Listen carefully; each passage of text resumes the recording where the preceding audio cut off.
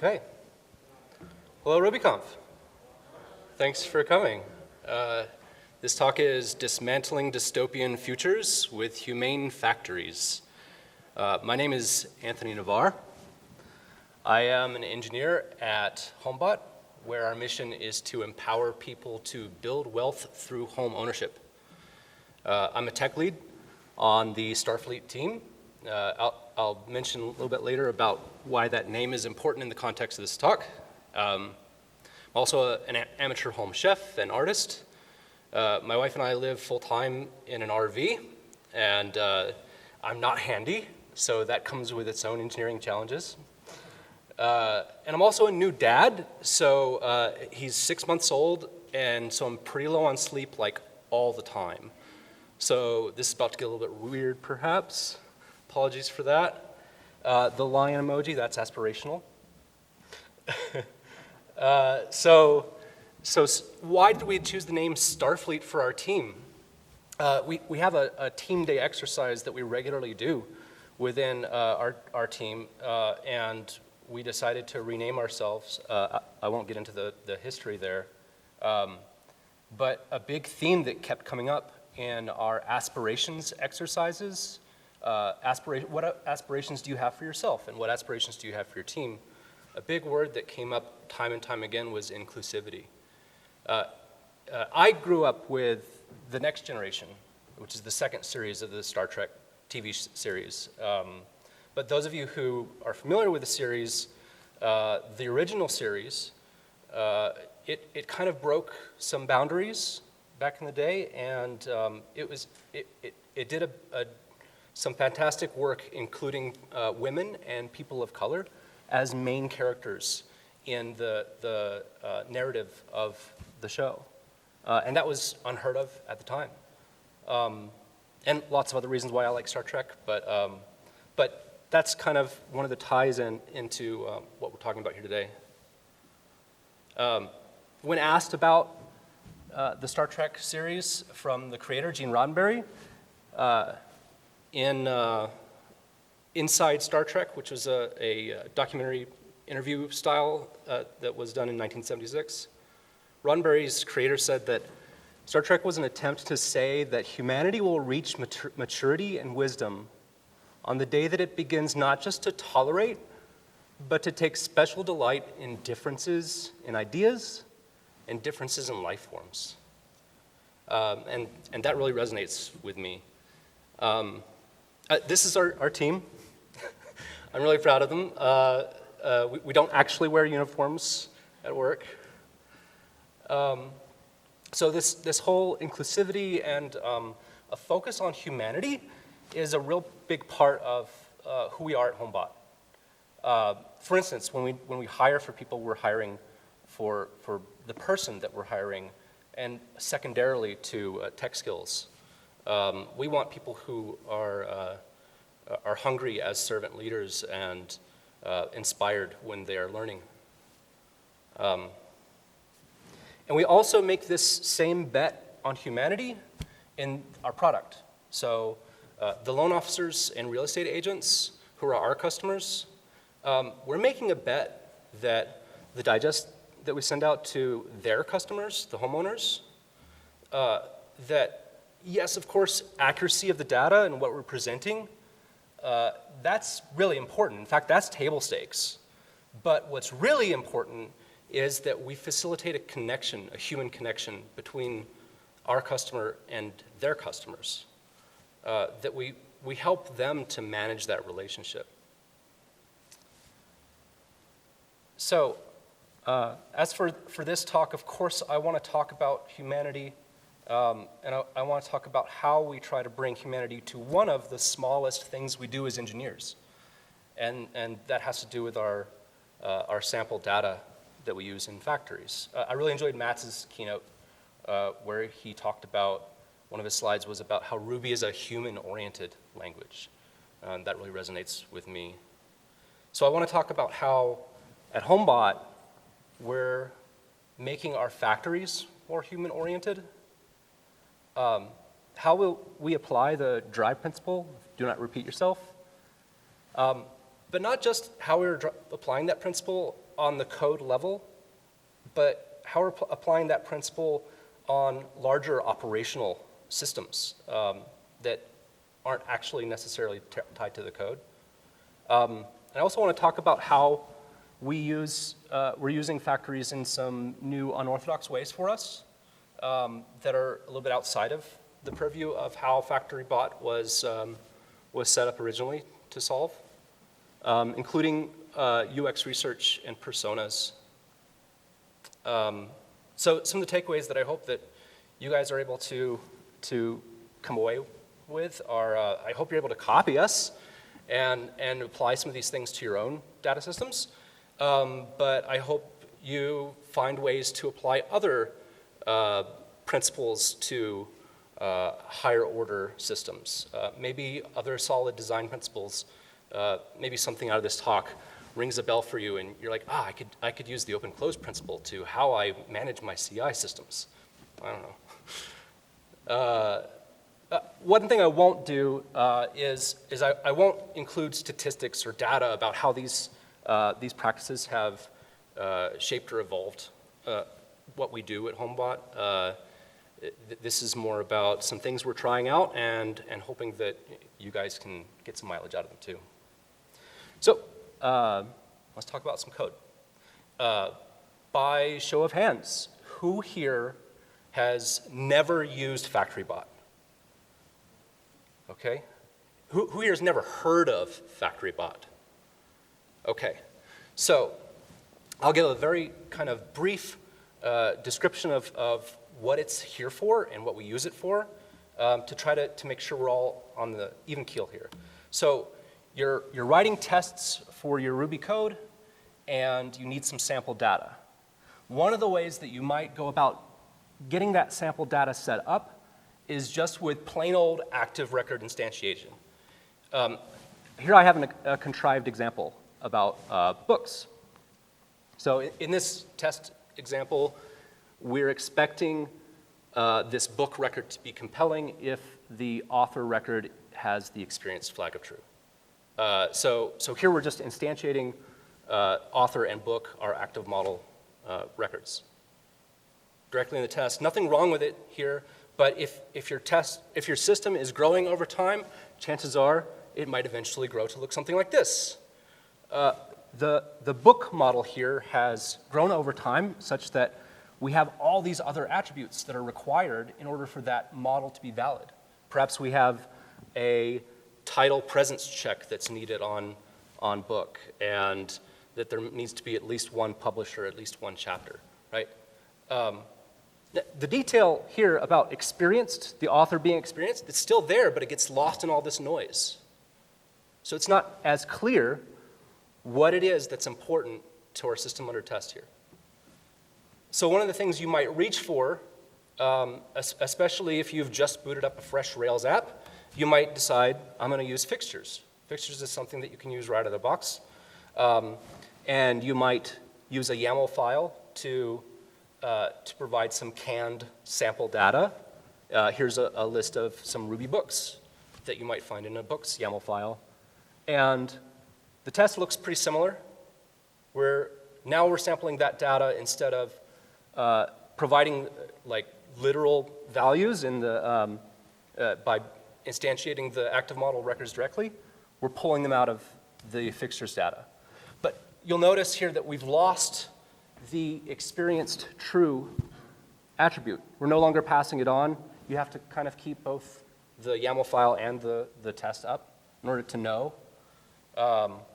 So this is kind of the problem that FactoryBot solves. You can define all of those default attributes that are needed in a separate factory file. And then in your test, you use either build or create, depending on whether you want to instantiate a new record or instantiate and save it to the database. But the important part here is that build or create method, that's going to automatically give you back an active model instance that has all of those defaults that were declared in the factory. But it also accepts overrides, right? So that experienced true flag, that doesn't get lost anymore, and we have it right there ready to go. It's easy to tell from the test what's important to what you're testing. Any questions before I keep going? Okay, cool. All right, so this is part of a larger diagram that I'll show the entire thing. But this is the little corner that factories were originally set up to solve for, is that you use them in your specs to get some sample data going. And hopefully it's clear that already we're applying that dry principle of don't repeat yourself, in that if I'm doing several different tests that need to interact with these same models, I don't need to provide those same boilerplate required details in every single time I instantiate a book, right? So what I want to talk about here, though, is how we're applying that dry principle not just to your tests, not just to your specs, but how we apply them to some higher order systems. Like, let's say, for instance, our newest team member on the Starfleet team, his name's Andy, and he needs to get his machine set up. So what do you need? You need sample data in order to run the app as it's intended. Or perhaps in your QA environment, you're done building the new feature and you've shipped it off to a QA server. Again, you need the sample data there. So you shouldn't have to go and manually set up that data over and over again. So here's some of those questions that come in. Your QA automations team might say we need the sample data to run our end-to-end tests and ensure integrity there. Right, so what do I mean by humane factories? So I have these three, clean, common, and creative, just as like a mental rubric to keep it in mind. In order for a factory to be humane, I think we need to talk a little bit about what does it mean to have humanity. Why is clean on this list? Well, if you doubt at all that cleanliness is required for humanity to happen, of course you can just put just a little bit of filth on your nose, then go out in public and see how quickly humanity evaporates, right? It just takes a little bit. So things need to be clean. And common here, what I'm using that word here is referring to the things we share in common and the ways that we work together as humans to achieve common goals. So as it relates to factories, having common language is really important. So I'm going to get into that in a minute. And I suggest that by way of setting up your factories to be clean and common, that will enable them to be used in more creative ways outside of their original intention. So what do I mean more specifically by clean factories? Let's say, for instance, I ask you, give me an example of an author, and you say, well, what kind of author? I might think that you're just being a jerk, right?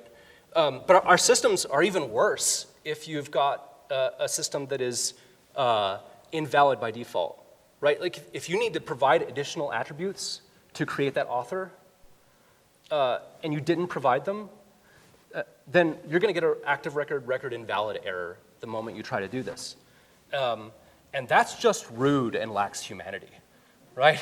If I'm asking you, give me an example of something, maybe in a given context you might need more details about what I'm asking for.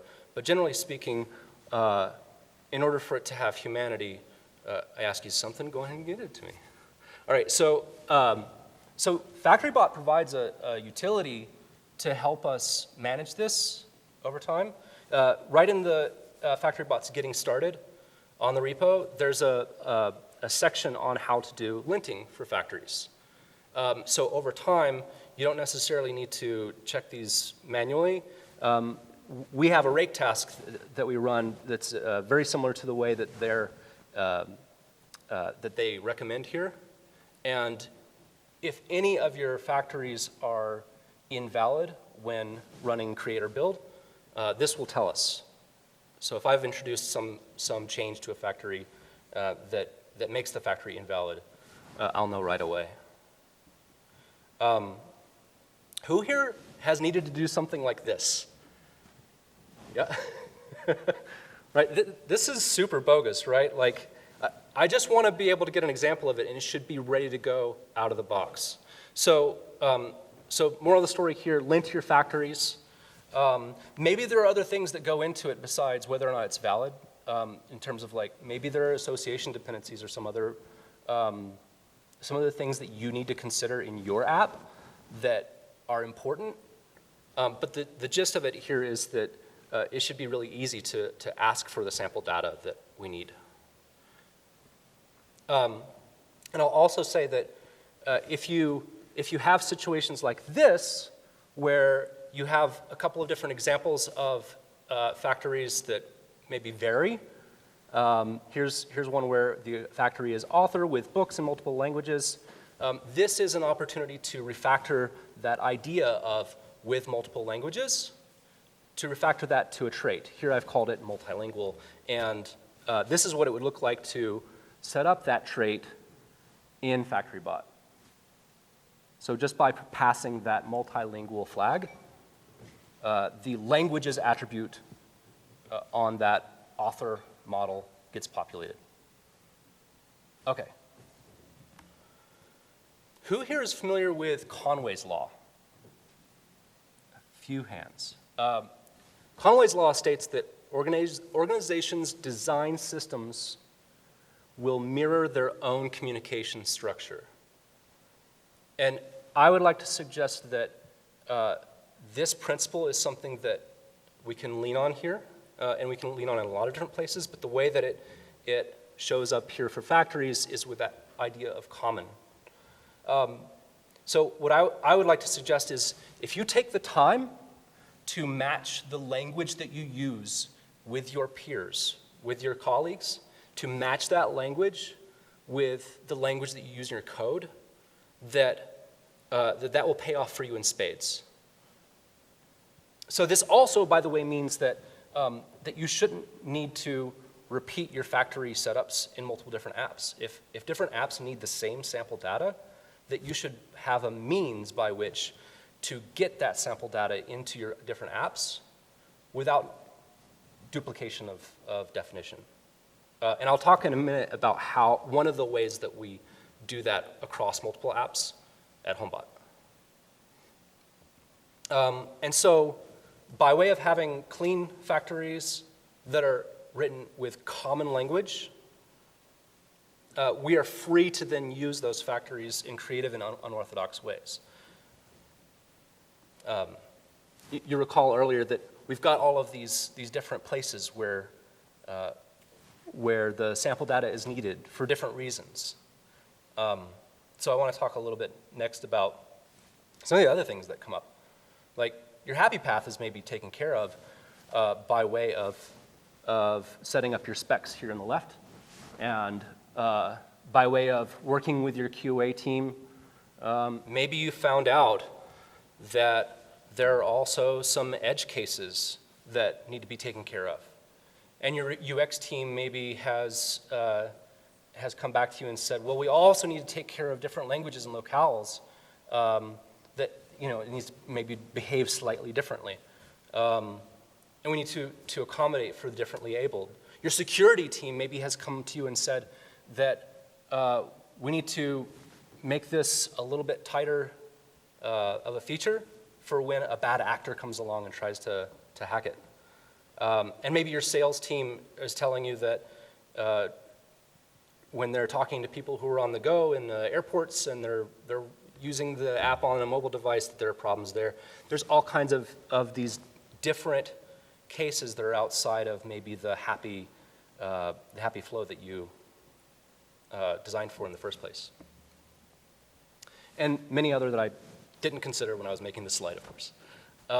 So one of the tools that we use at HomeBot on our UX and design teams is the persona, in concert with user journeys and all kinds of other UX tools. On our team at Starfleet, this is Matt on the right, or sorry, on my left, your right? Yeah, you're right. That's Matt. He's our UX researcher and designer on the Starfleet team. And he's the one who's responsible for building our personas. And what a persona is in his world, a persona provides a rough approximation of our users. It's a conversation starter, a way to arrive at a shared understanding of our audience. And a lot of thought and effort goes into creating these fictional representations of our real-world customers. Things that go into it, we want our personas to represent a deep understanding of the demographics of the individuals, but also what are their needs, and what kind of tasks are they going to go in to perform, and how patient are they going to be with your loading indicator. So I mentioned a minute ago that we will couple these with something like a user journey. That's what, this is what one of those might look like. This is one that we did recently for Starfleet. Again, this UX research and stuff, I depend wholly on Matt for getting this stuff real dialed in. This is not my wheelhouse. But it is important that I am capable of working it into my work. One of the things that we've done to try to make it more accessible to everyone working at HomeBot is that we have a wiki set up, and one of the things we have there is a central location where all the user research is accessible. But just by having it in a central place doesn't guarantee that it gets used and referenced, right? In an article titled "Why Personas Fail" by Kim Salazar, it stated that personas should not be unveiled like a piece of artwork, because if so, people will use them like a piece of artwork. They'll pin them up on their cubicle wall to admire once in a while. I chose a kind of like cyberpunk theme when I wrote the description for this, because in coming up with material for this, I was often reminded of this description from the book is called Burning Chrome from Sterling and Collins. And it describes cyberpunk as combination of low life and high tech. And that was really resonating for me with how it feels when you get that record invalid, when there's a disconnect in between the tech that we built and the humanity that it was meant to serve, right? So where did that disconnect happen? Well, in that Why Personas Fail article, Salazar mentions these 5 reasons, but I'm only going to focus on these 2. I'm not going to try to address the others right now. These 2 here state personas were created in a silo and imposed on people, or that there was a communication failure and people didn't know what they were or how to make them useful. A lot of the research that I did coming across this said that it's really important that you evangelize personas with your developers and encourage their use, et cetera. But this was really important, that the more that people engage with the persona and see them as real, the more likely they are to consider them during the process design and want to serve them. So this, the way that we use our factories in this way, I want to argue that integrated use is far more important than evangelized use. Because Matt can tell me all day that it's really important to understand and use the personas, but if I integrate their use directly into my factories, it leads to a much higher chance that the work represented by the personas is going to get incorporated into what we deliver. So here are some of those ways that we use factories in slightly unorthodox ways at FactoryBot, or at HomeBot. We use them for seeding our dev and QA staging environments. We also use them for our end-to-end tests in concert with the Hangar Gym. I'll talk in a minute what the details are and how that works. And as an experimental thing, we're also starting to look at how to, I don't have a better name for this, but when I get to the part, maybe you guys will have some suggestions. I'm calling it future-proofing with loops. So let me talk about what these are in a second. The creator of FactoryBot actually points out that there are some risks with using seeds, using factories in your seeds. For instance, your default attributes might change, or you might have some migrations that happen, and you have to incur the cost of keeping those things in sync. Moreover, idempotency is often required in your seed layer. So I'll submit to you, though, for your consideration that, that these things are okay if you're not in production, right? I'm willing to incur the cost of keeping my seeds and my factories kind of in sync with one another in exchange for the value that I'm getting to be able to rely on those for spinning up sample data for my staging and QA environments. And also, for idempotency, we can rely on attributes for. So FactoryBot provides us with this method, attributes for. This is what it might look like inside of a seed rake task, where we're using finder create by to still get idempotence, but we're using attributes for, and theoretically, we only need to update attributes in our factories. And what I'm missing here in this example is we're not doing a production check. Right? So I also mentioned that we use the hanger gem for end-to-end tests. This is what a setup for initializer looks like there. The gist of the hanger gem is that it exposes some RESTful endpoints for all of the factories that you have in your system. And the benefit to using that is that in our end-to-end test, in our case, we have our end-to-end system written in Node and using Axios. You could use whatever, I suppose.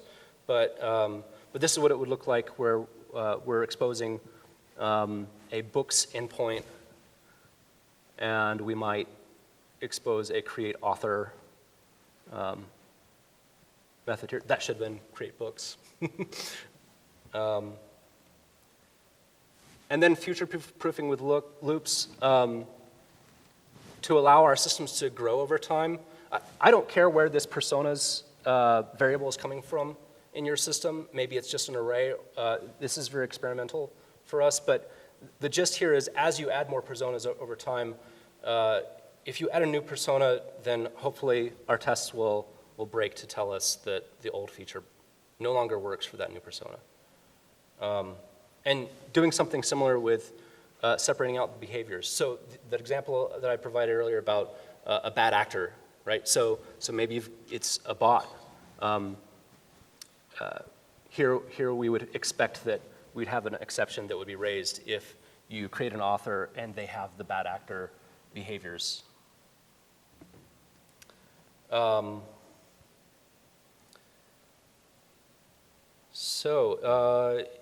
Yeah, hopefully this gives you an idea of how we're using factories in kind of creative ways. This is kind of the full diagram where we have our factories and a subset of those are personas or maybe also behaviors. They're still used to satisfy our specs, and our hanger endpoints make it possible for our end-to-end tests to work across multiple apps. I also have here up in the top right that we may even have rake tasks that help us to spin up data across multiple apps in the end-to-end test suite, but that relies in turn on the hanger RESTful endpoints. And then rake tasks to spin up feature-specific seeds in your dev and staging QA environments. So that's it for my talk. If there's any time left, there's very little, I think. I'm happy to answer any questions. Otherwise, you can probably find me at the HomeBot booth in the exhibit hall, or you can reach me at Anthony Navarre at homebot.ai, or I never use Twitter, but there's a chance you might find me there at Anthony Navarre. Thank you very much for your time.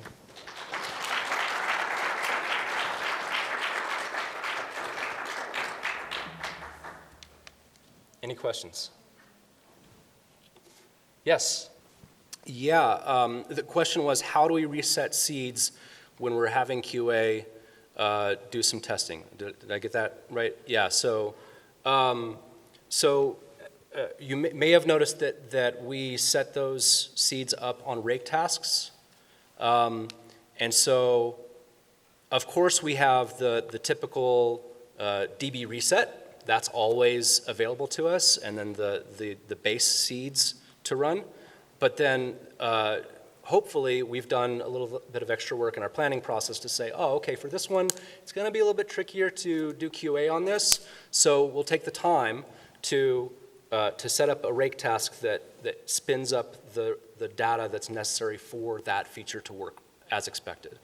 And sometimes maybe even setting up the rake task such that it will provide data that will take care of the different scenarios. So maybe you need to test out pagination, and it's important that you have covered the 0 case. You've covered the, I've got 1 page worth of records, I've got 10 page worth of records, right? So all of those might be part of that rake task that we set up, or a couple different rake tasks. And if we've been even slightly clever about how we name them and organize them, then hopefully it's just a matter of running a rake task on the staging server.